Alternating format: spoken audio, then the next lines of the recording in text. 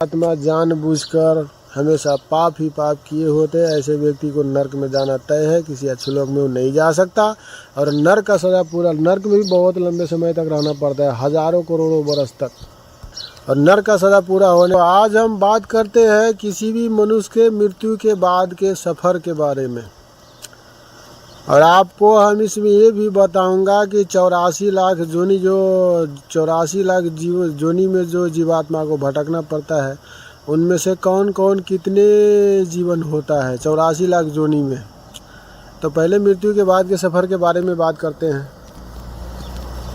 और मृत्यु के बाद के सफ़र के बारे में भी पहले पुण्यात्मा और पापात्मा जीव दोनों के बात करेंगे। तो पहले पुण्यात्मा जीव के बारे में बात करते हैं, पापात्मा जीव के बारे में बाद में बात करेंगे।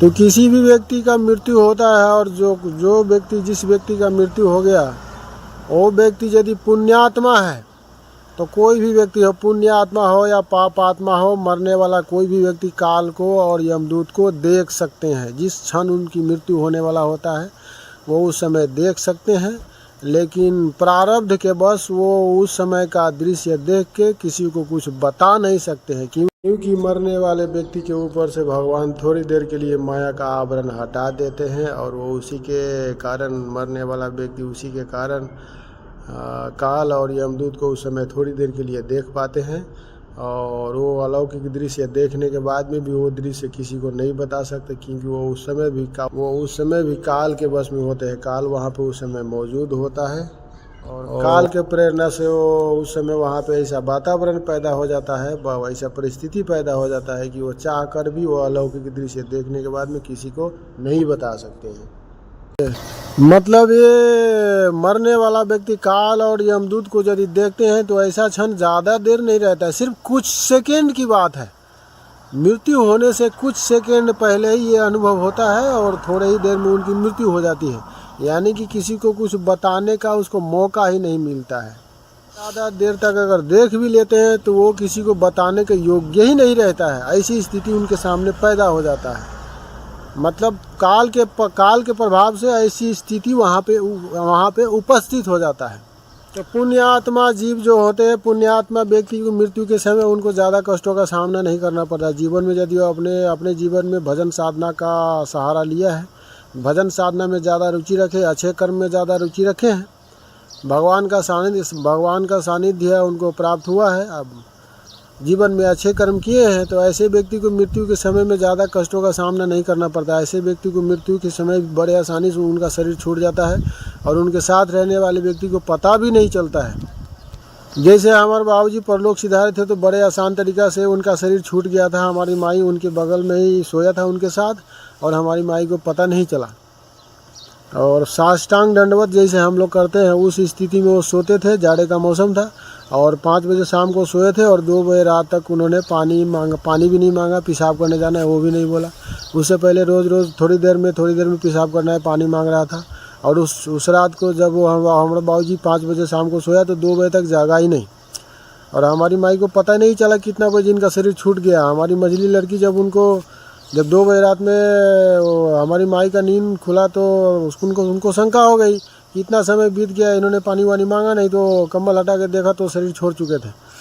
तो हम ये नहीं कहते कि हमारे बाबूजी पुण्यात्मा था। उन्होंने अपने जीवन में बहुत लंबे समय तक वैष्णव जीवन का पालन करता रहा। थोड़ी बहुत समस्याओं का भी सामना करना पड़ा। एक वीडियो हम अपने बाबूजी के बारे में बना चुके हैं, यूट्यूब में है, आप जाकर देखिएगा। को चलते फिरते में बेड़ा पार नहीं लगता है, क्योंकि इस कलयुग में ज़्यादातर लोग स्वार्थी होते हैं, और ज़्यादातर बहुत सारे लोग, सैकड़ा में 90-95% लोग जो होते हैं सिर्फ अपने मतलब के लिए, अपने स्वार्थ के लिए जीते हैं।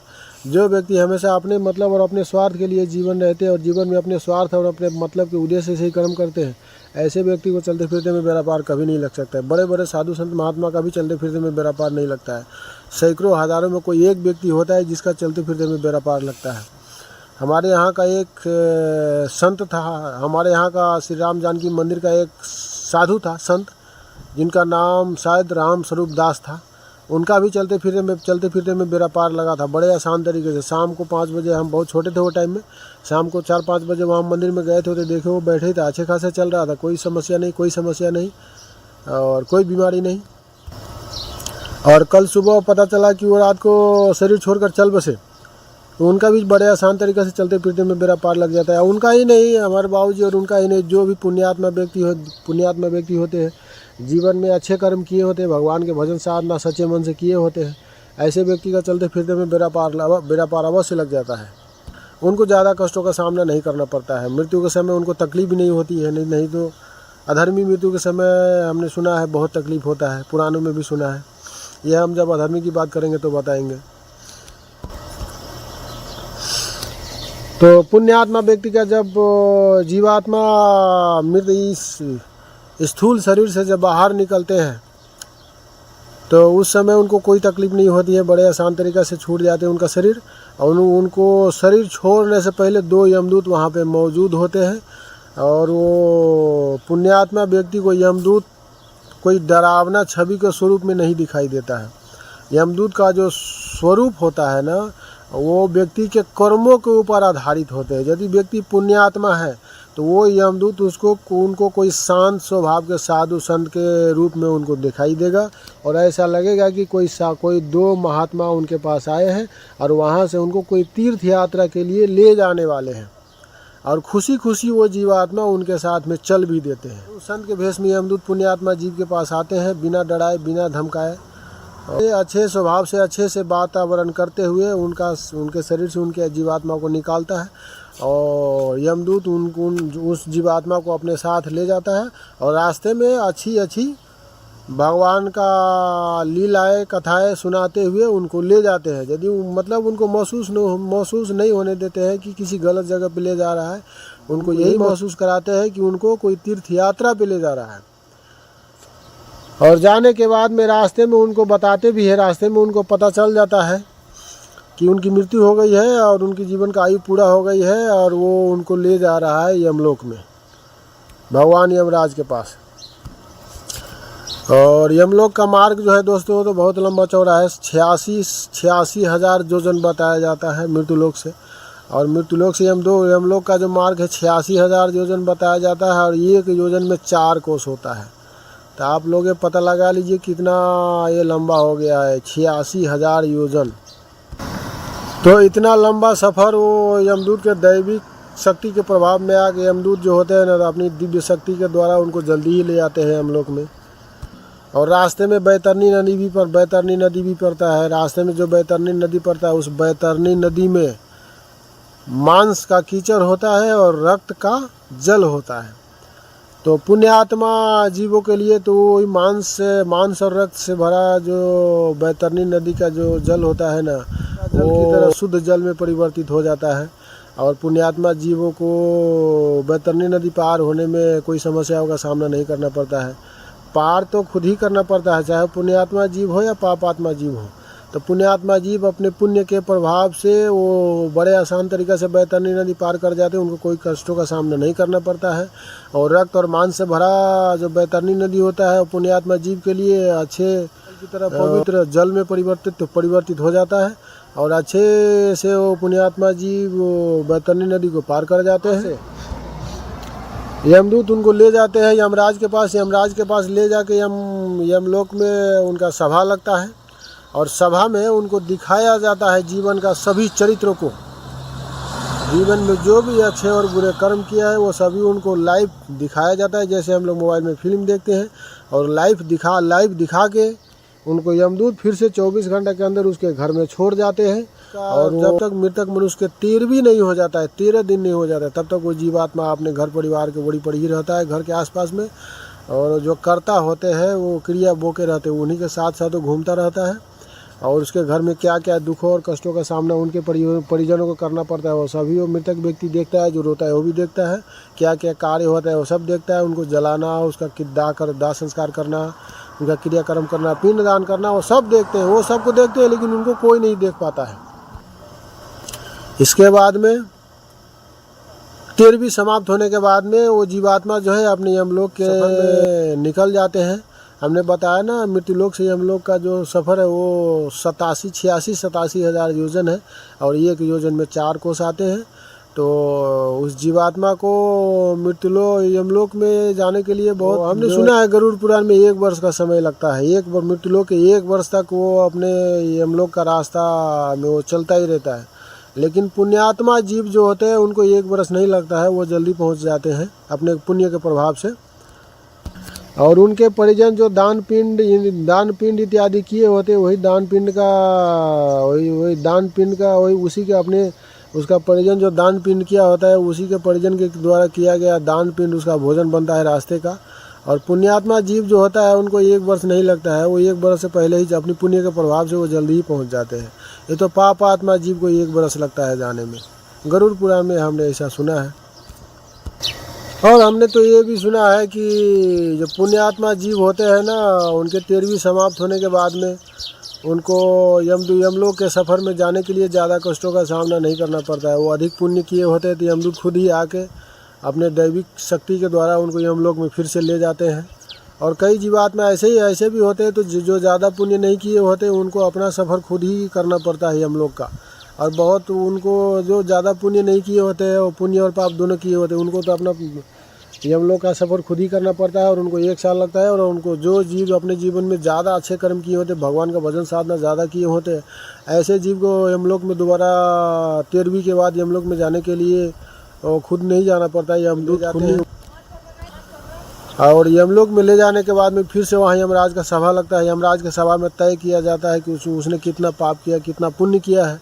और उनको सभी कर्मों को चित्रगुप्त जी वहाँ पे उनका जो बही है खोलते हैं उनके खाता, और सभी कर्मों को नाप जोख लेखा जोखा करके यमराज को बताते हैं।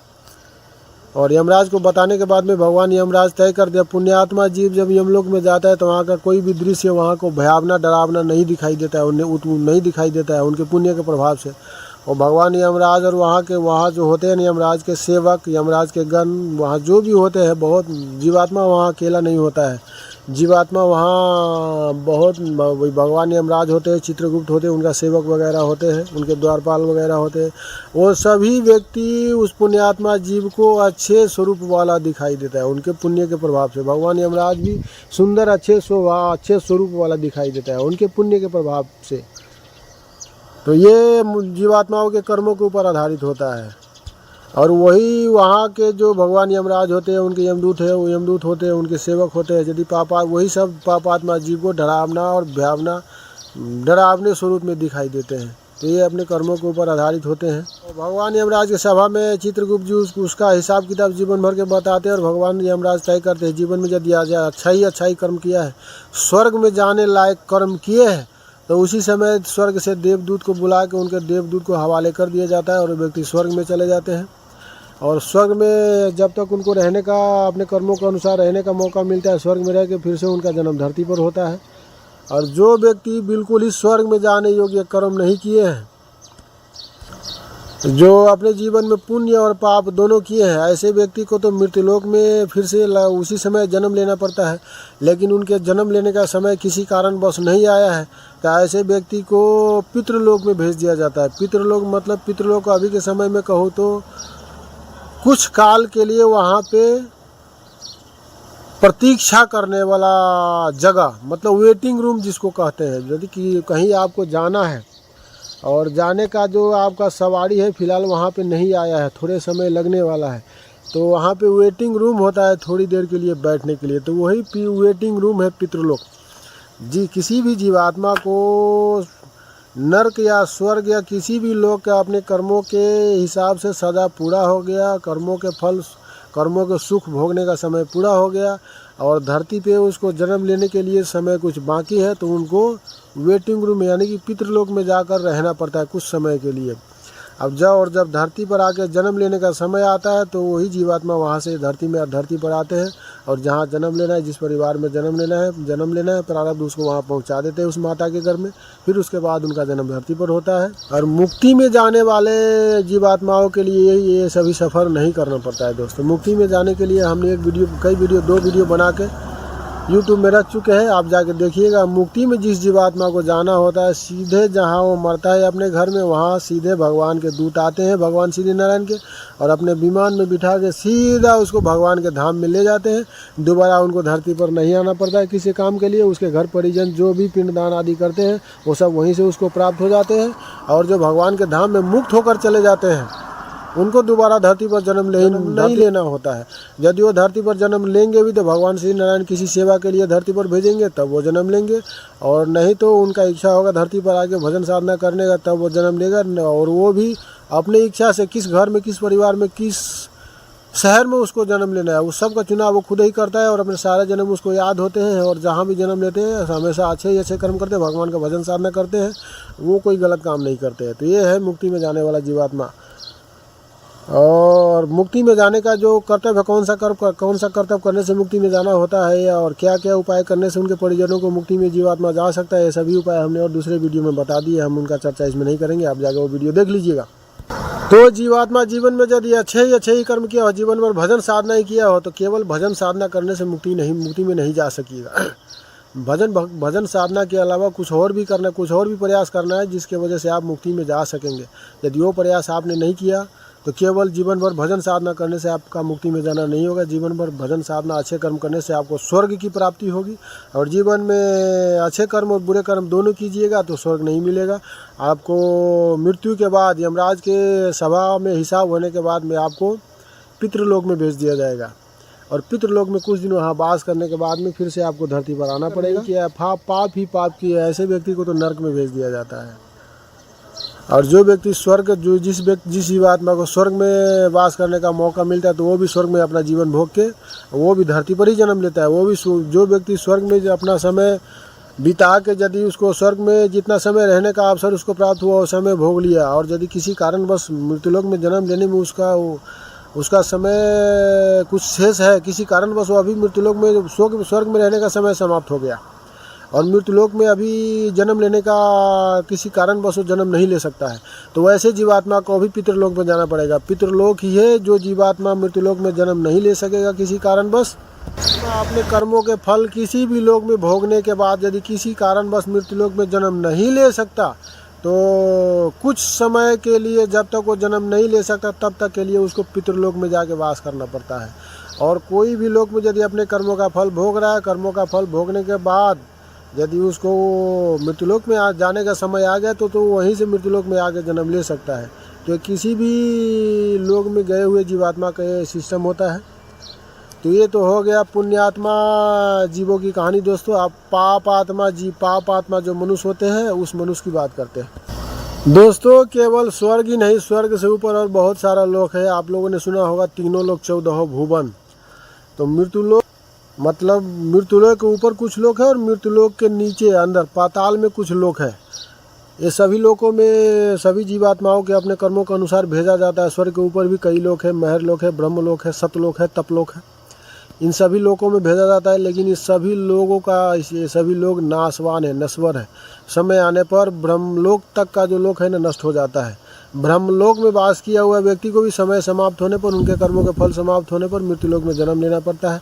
केवल भगवान श्री नारायण के धाम में गया हुआ व्यक्ति का नहीं तो कोई नाश होता है, नहीं तो मृत्युलोक में जन्म लेना पड़ता है। और मृत्युलोक के मानव के लिए जो अमृत प्राप्त हो गया, ये कहा गया है ना कि किसी मृत्युलोक के मानव को अमृत प्राप्त हो गया मतलब मोक्ष प्राप्त हो गया और भगवान के धाम में चले गए, नहीं तो उनका जन्म होगा, नहीं तो उनका मरण होगा। इसी को कहते हैं अमृत प्राप्त हो गया।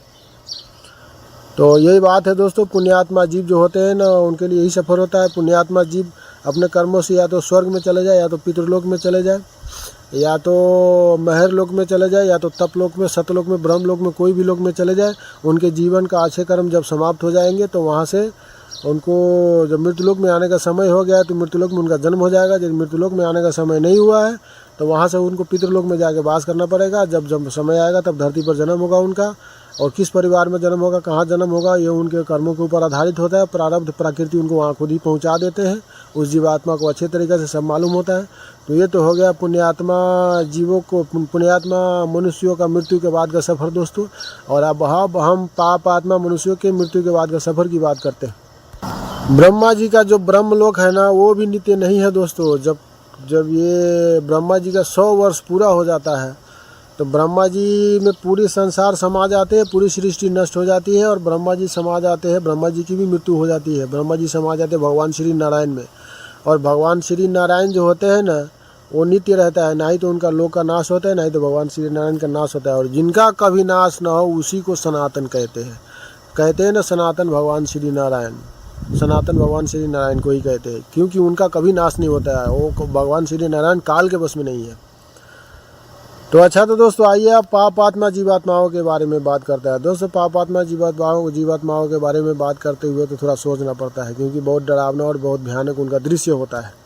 पाप आत्मा जीव जो होते हैं दोस्तों, अपने जीवन में कोई भी अच्छा कर्म नहीं किया हो, जीवन भर बुरे ही बुरे कर्म किया हो, ऐसे व्यक्ति को मृत्यु के समय में बहुत कष्ट होते हैं। मृत्यु के समय में जल्दी उनके शरीर से प्राण निकलते भी नहीं है, जीवात्मा जल्दी निकलते भी नहीं है, और निकलने से पहले बहुत कष्ट होते हैं। और मृत्यु के समय से बहुत समय पहले ही 2 साल 4 साल 5 साल 10 साल उनको कोई बीमारी थम लेता है, और उन बीमारी की वजह से जीवन जब से उनका बुरा समय शुरू होता है, मृत्यु से 2 साल 4 साल 5 साल पहले ही, किसी को 1 साल, किसी को 6 महीना पहले ही कोई रोग से ग्रसित हो जाते हैं। वो स्वस्थ व्यक्ति की तरह चल नहीं पाते, स्वस्थ व्यक्ति की तरह कोई कार्य नहीं कर पाते, हमेशा बिस्तर पर लेटे रहते हैं। ऐसी अवस्था उनकी हो जाती है पापात्मा जीवात्माओं को दोस्तों, जो पापी मनुष्य होता है, जो अपने जीवन में कोई भी अच्छा कर्म नहीं किया होता है, हमेशा दूसरों को परेशान करने का, दूसरों को लूटने का, दूसरों को तकलीफ देने का, दूसरों को घर उजाड़ने का, दूसरों को दुखी करने का जो काम किया होता है, हमेशा पाप ही पाप किया होता है। ऐसे व्यक्ति को मृत्यु के समय ही नहीं, मृत्यु से बहुत काफ़ी समय पहले ही कोई रोग से ग्रसित हो जाता है, वो बिस्तर पकड़ लेता है, और कुछ भी अच्छा से उसको मिल नहीं पाता है, और वो जब तक कर्मों का फल पूरा नहीं होगा तब तक वो मर भी नहीं पाएंगे, ऐसे ही बिस्तर पर लेटे रहेंगे।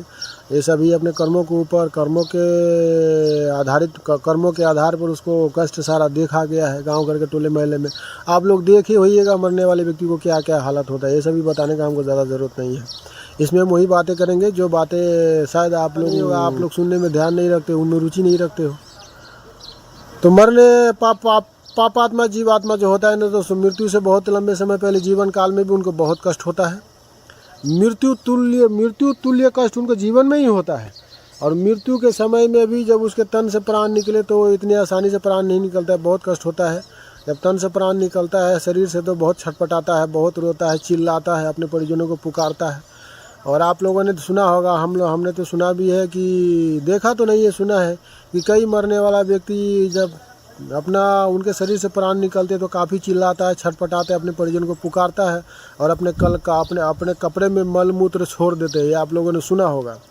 तो गरुड़ पुराण में बताया गया है कि जो कोई पापी मनुष्य का मृत्यु होता है तो मृत्यु के समय में बहुत छटपटाता है, चिल्लाता है, अपने घर के परिजनों को पुकारता है, अपने घर में जो भी व्यक्ति है सभी को पुकारता है नाम लेके, और कपड़े में मल मूत्र छोड़ देते हो। ऐसा इसलिए करते हैं कि मृत्यु के समय में पापी व्यक्ति के सामने यमदूत खड़े होते हैं 2। और हमने बताया ना, कोई भी व्यक्ति के पास, कोई भी मरने वाला व्यक्ति के पास कर्मों के आधार पर यमदूत का छवि दिखाई देगा। यदि वो व्यक्ति पुण्यात्मा है तो कोई अच्छे शांत स्वभाव के साधु संत की तरह दोनों यमदूत का छवि दिखाई देगा। वो उनसे देखकर बिल्कुल नहीं डरेगा, अच्छे तरीके से यमलोक में उनको ले जाएगा, या जहाँ भी ले जाएगा अच्छे तरीके से ले जाएगा। और यदि पापी व्यक्ति जीवन में पाप ही पाप किया है तो वही अच्छे शांत स्वभाव, अच्छे छवि दिखाई देने वाले यमदूत उनको, उस मरने वाला पापी व्यक्ति को बहुत ही डरावना छवि उनको दिखाई देगा, बहुत ही डरावना चेहरा, इतना डरावना दिखाई देगा, पूरा काला कलूटा, कोई वस्त्र नहीं पहना हुआ, पूरी तरह निर्वस्त्र दिखता है। वो यमदूत जो होते हैं ना, पापी मनुष्य को निर्वस्त्र ही दिखाई देते हैं, पूरी तरह निर्वस्त्र, बड़े बड़े नाखून, पूरी बदन में भाल जैसा जो केस होता है, और इसके बाद में शकल, ये जो होता है ना, ये चेहरा, ये मनुष्य जैसा नहीं होता है, बिल्कुल अलग ही होता है, मनुष्य की दुनिया से बिल्कुल अलग ही होता है, कि वो देख के मनुष्य बिल्कुल ही डर जाता है।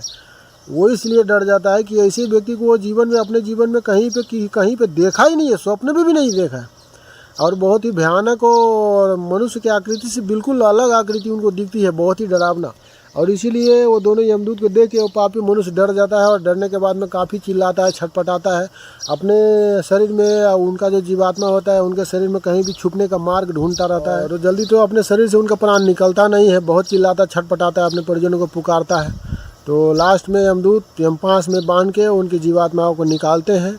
और अधर्मी मनुष्य होता है ना, उनका जो प्राण है गुदा द्वार से, मतलब मनुष्य के पिछवाड़े से, मृत्यु के समय प्राण निकलने के लिए नाभि के नीचे का जो मार्ग होता है वो अयोग्य होता है, और नाभि के ऊपर का जो मार्ग होता है वो योग्य होता है। तो पापी मनुष्यों का प्राण ज़्यादातर नाभि के नीचे के मार्ग से निकलता है, जैसे मलमूत्र के द्वार से, गुदा द्वार से। और पुण्यात्मा जीवों का जो प्राण होता है वो ज़्यादातर नाभि के ऊपर के मार्ग से निकलते हैं, जैसे मुख के द्वारा, नाक के द्वारा, कान के द्वारा, आँख के द्वारा।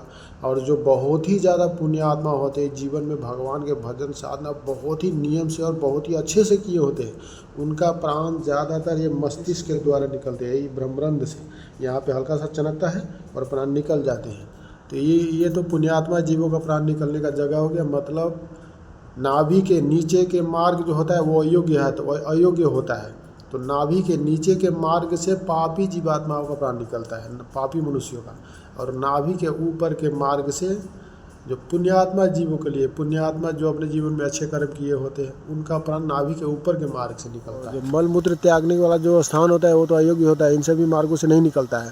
वो तो पापी मनुष्यों का जो प्राण है ना, इन सभी अयोग्य मार्ग से निकलता है।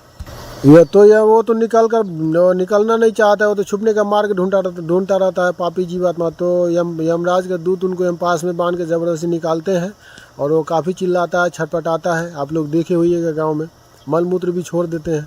और यमदूत उनको यमपास में बांध के घसीटते हुए ले जाता है। और रास्ते में ये जब उनके शरीर से प्राण निकलते हैं तो उनके घर के परिजन वहाँ सब रो रहे होते हैं, चिल्ला रहे होते, वो सब अपनी आंखों से देखता है। उनकी जीवन की कमाई हुई सब संपत्ति वहाँ पे सब छूट रहा है, कोई उसके साथ नहीं जा रहा है। जो अच्छे कर्म करके कमाया, यदि बेईमानी करके कमाया तो किसके लिए कमाया, कोई भी उनको उस समय काम नहीं आता है। और उस समय बहुत रोता है, छटपटाता है, बहुत अफसोस भी होता है कि जीवन में उन्होंने कोई अच्छा कर्म नहीं किया। किसके लिए नहीं किया? अपने लिए कोई अच्छा कर्म नहीं किया, जीवन भर बेईमानी ही करता रहा। आज उसके साथ कोई नहीं जा रहा है, वो सब अपनी आँखों से देखता है।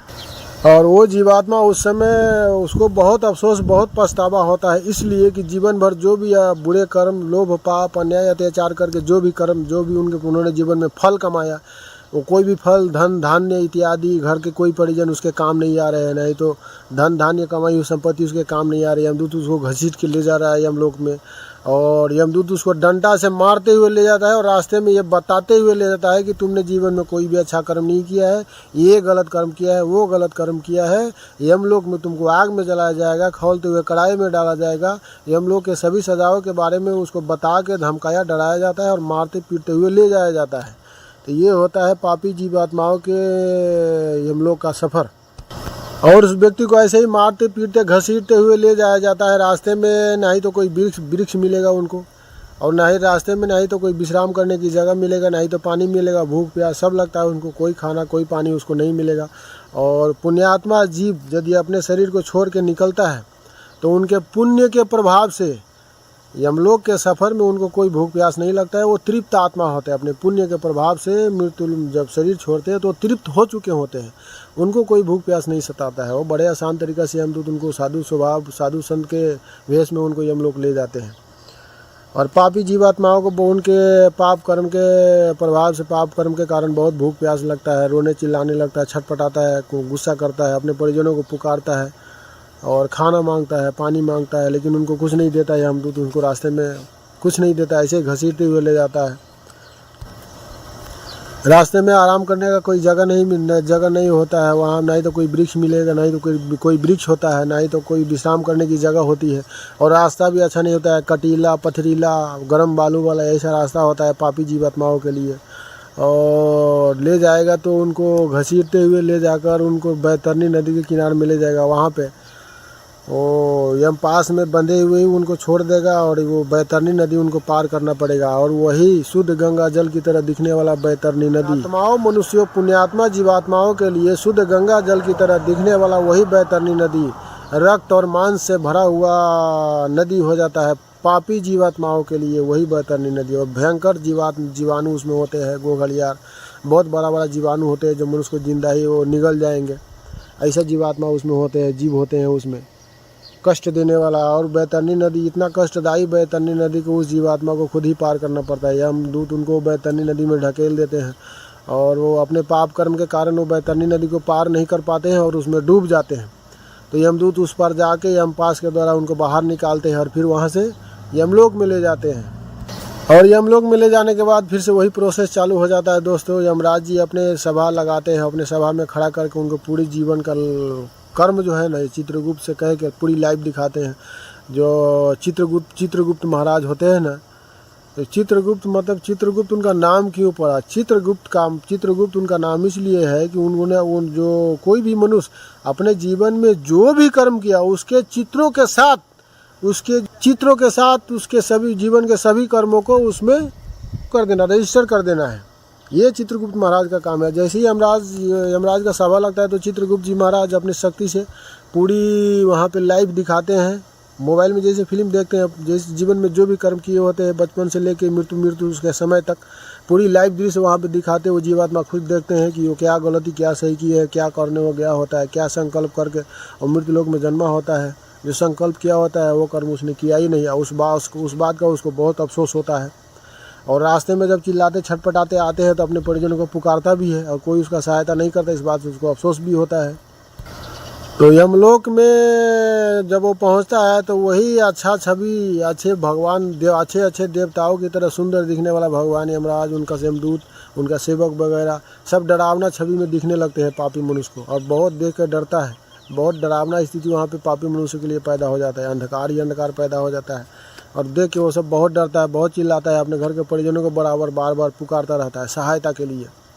तो इसलिए दोस्तों, जीवन में अच्छे कर्म करना चाहिए, बुरे कर्म के बारे में सोचना भी नहीं चाहिए। जीवन में जहाँ तक अच्छे कर्म करने का प्रयास तो करना चाहिए कम से कम, इसलिए कहते हैं। तो उनके जीवन के सभी कर्मों को पूरी पिक्चर के स्वरूप में दिखा देने के बाद में, लाइव दिखा देने के बाद में यमदूत उसको फिर से उनके घर पर पहुंचा देते हैं। फिर से 13 दिनों तक अपने घर में रहते हैं। 13 दिनों तक उनके साथ उनके घर के परिजन, जो घर के लोग होते क्या क्या करते हैं, पिंडदान आदि करते हैं, वो सब उनको प्राप्त होता है। 13 दिन समाप्त होने के बाद में प्रेत का शरीर उनको प्राप्त होता है। और 13 दिन पूरा होने के बाद में वो जो मृतक व्यक्ति है ना, उनको लेने यमदूत नहीं आते हैं। वो स्वयं यमपास से बांध दिए होते कि वो कहीं जा नहीं सकता है, अपनी मंत्र शक्ति से बांध दिए होते कि वो 13वीं समाप्त होने के बाद में खुद ही हम लोग के मार्ग पे चले जाते हैं। और 86-87 हज़ार योजन जो है ना दूर है यमलोक का मार्ग मृत्युलोक से।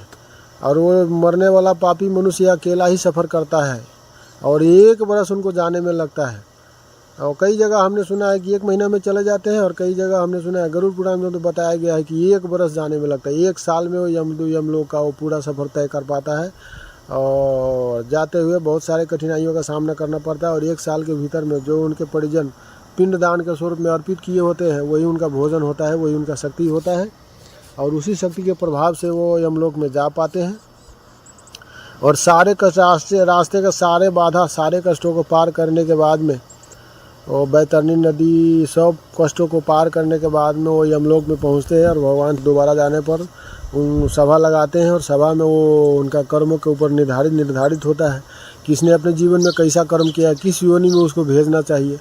तो पापी मनुष्य यदि अपने जीवन में कोई भी धोखे से भी कोई भी अच्छा 1 या 2 कर्म कर लिया है, जिस कर्म के वजह से उसको फिर से मनुष्य योनि में दोबारा वापस भेजा जाए, तो उसको फिर से किसी न किसी गांव शहर टोले मोहल्ले में किसी माता के गर्भ द्वारा उसको फिर से मनुष्य योनि में भेजा जाता है।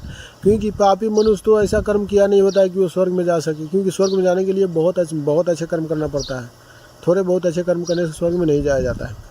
मतलब जीवन में बुरे कर्मों का नामो निशान नहीं होना चाहिए, तभी मनुष्यों को स्वर्ग मिलता है। नहीं तो जीवन में बुरे और अच्छे कर्म दोनों किए हैं तो उसको या तो मृत्युलोक में भेज दिया जाएगा मनुष्य योनि में, या तो मृत्युलोक में आने का समय नहीं हुआ है तो पितृलोक में भेज दिया जाएगा।